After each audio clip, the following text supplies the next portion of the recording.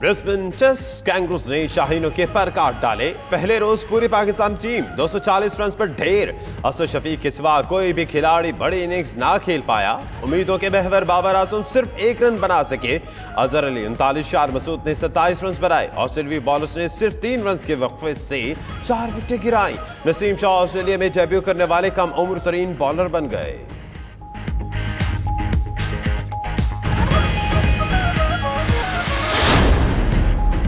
MQM ने नाराजगी दूर करने के लिए फंड्स मांग लिए। हैदराबाद यूनिवर्सिटी के भी फौरी कयाम का मुतालिबा। हुकूमती कमेटी और एमक्यूएम रहनुमाओं की मुलाकात की अंदरूनी कहानी सामने आ गई। जराये के मुताबिक एमक्यूएम का वफ्द तरक्याती मंसूबों की फहरिस्त के साथ पीर को दोबारा हुकूमती कमेटी से मिलेगा।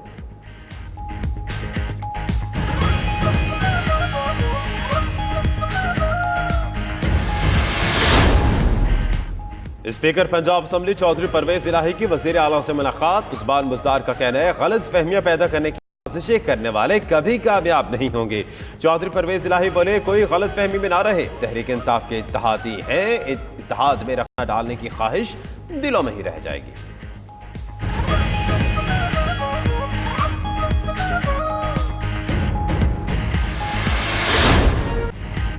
पीटीआई फॉरेन फंडिंग केस में अहम पेशरफ्त। इलेक्शन कमीशन का रोजाना की बुनियाद पर तहकीकात का फैसला। स्क्रूटनी कमेटी 26 नवंबर से रोजाना की बुनियाद पर तहकीकात करेगी।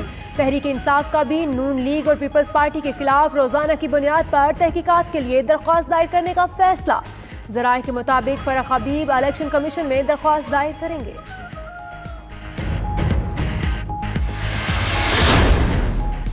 रहबर कमेटी को खुद रहबरी की जरूरत है। फिरदौस आशिक अवान का ट्वीट, कहा इलेक्शन कमीशन को बनाकर असरअंदाज होने की मजमूम कोशिश की मजम्मत करते हैं।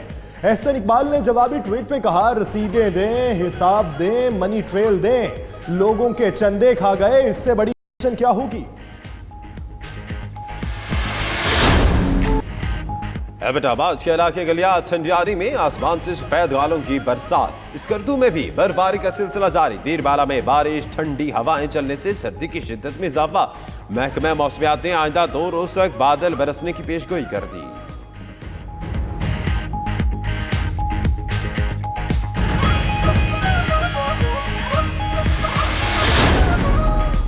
इंग्लैंड के खिलाफ series. Pakistan women cricket team का कैंप कराची में शुरू। कप्तान बिस्मा मारूफ समेत 20 विमेन प्लेयर्स ने ट्रेनिंग शुरू कर दी। कौमी विमेन टीम का कैंप 30 नवंबर तक जारी रहेगा।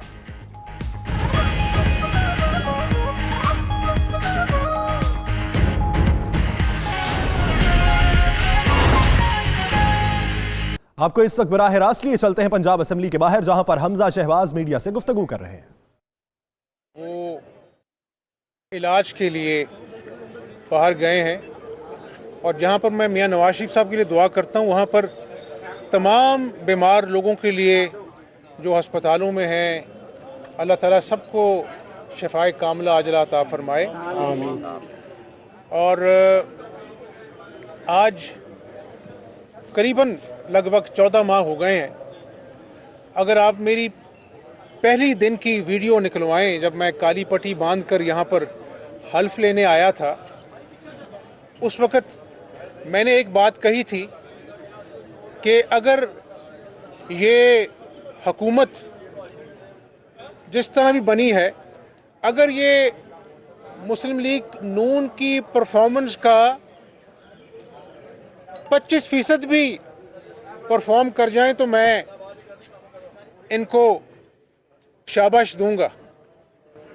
लेकिन आज ठीक 14 माह बाद, मैं कुछ ज्योतिषी नहीं हूं, ना मुझे ख्वाब आया था, ठीक 14 माह बाद भट्टे के मजदूर, मिलों कारखानों में काम करने वाले, नौकरी पेशा, डेली वेजेस पे, यहाँ पर फल सब्जियां बेचने वाले, नौकरी पेशा तबका, सफ़ेद पोश तबका, white collar workers, blue collar workers, industrialist, media और प्रॉपर्टी डेवलपर्स, ताजर बरादरी, आज सब मईशत का रोना रो रहे हैं कि हमारे पास रोजगार नहीं है, हमारे पास कारोबार नहीं है और दवाइयाँ जो हैं, सब्जियां, फल, अशियाए खुर्दोनोश, इन 14 माह में उनकी 6 गुना कीमत बढ़ गई है।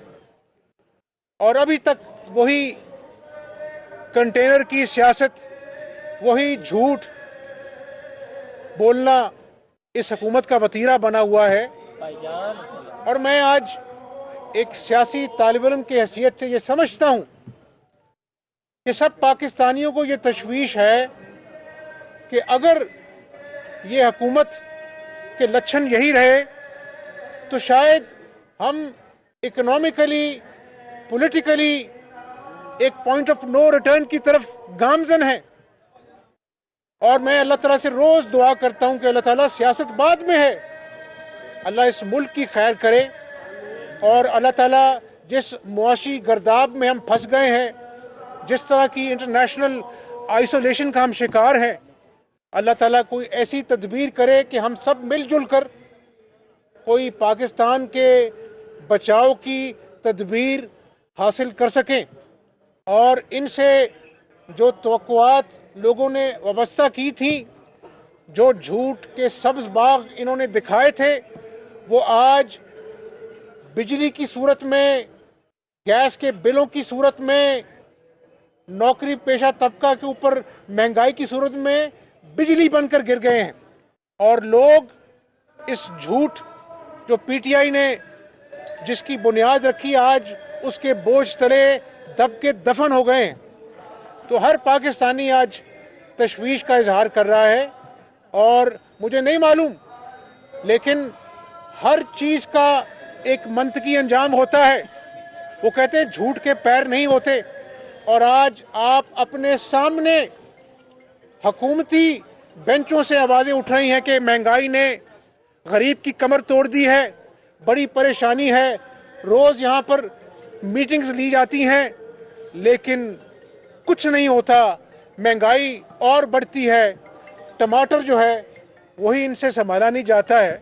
और इतने बाखबर लोग हैं कि टमाटर का रेट जो है पूछा जाता है तो पता नहीं कौन सी दुनिया में बसते हैं। गरीबों से पूछें कि टमाटर, सब्जी, दालों, चीनी का रेट क्या है। तो इसलिए सियासत तो बाद में होती रहेगी, लेकिन अगर इन नालायकों का हमने सद्देबाब ना किया तो कहीं ना कहीं मुल्क को नाकाबिले तराफी नुकसान हो सकता है, जिसके आसार मुझे नज़र आते हैं। तो इंशाल्लाह हम सब मिलकर, जो रहबर कमेटी है, ऑल पार्टीज कॉन्फ्रेंस है, मिलकर इंशाल्लाह ताला इसका कोई मुआशी और सियासी हल निकालेंगे। मियां साहब ये फरमाइएगा कि पंजाब के अंदर बहुत तरक्की हुई पिछले 5 साल को अगर देखा जाए तो अभी तक जो है हुकूमत की जानिब से, पंजाब हुकूमत की अगर बात की जाए, उस्मान बुज़दार साहब की क़यादत में एक ईंट भी नहीं लगाई, क्या कहेंगे इस पे? तरक्की से मुझे याद आया कि अभी इन्होंने अपना मोटरवे का इफ्तिताह किया है और वो सीपेक का मंसूबा है। मुझे याद है कि पीटीआई गवर्नमेंट जो है उसकी मुखालफत करती थी और आज वहीं पर स्टेज सजाकर मोहम्मद नवाज शरीफ की हुकूमत का मंसूबे का इफ्तिताह भी करते हैं, गालियां भी निकालते हैं और तस्लीम करते हैं कि अगर इकोनॉमिक टर्न अराउंड हो सकता है तो वो सीपेक के हाथों हो सकता है। तो मैं इस पर सिर्फ ये कहूँगा कि क्या ये खुला तजाद नहीं है? तो पाकिस्तानी कौम सब समझती है। पाकिस्तानी कौम ने वो साल भी देखा जब डेंगू ने अटैक किया था, सुबह शबाना रोज मेहनत की, गली गली कूचे कूचे हमने अपना लोगों को अवेयरनेस दी, स्प्रे किया, टीमें बनाई और आज पिंडी में, लाहौर में, दूर अफ्तादा इलाकों में डेंगू का राज है। इससे आप अंदाज़ा लगाएं इस हुकूमत की बेहसी, जहाँ पर महंगाई मुंह चढ़ाती। और फिर मुझे तकलीफ होती है कि आज रबीउल अव्वल का महीना है, रियासत मदीना की बार बार बात करते हैं। क्या रियासत मदीना में आप नाजायज़ तजावुज़ात के नाम पर गरीब की झोंपड़ी गिराते हैं? और ऐसी रियासत मदीना है कि बनी गाला के नाजायज़ तजावुज़ात आज गुर्बत की बेबसी का मजाक उड़ाते हैं। ये रियासत मदीना है? रियासत मदीना ये है कि आज करप्ट लोग आपके आस पास दंदनाते फिरते हैं और आप कहते हैं मैं करप्शन का खात्मा करूंगा।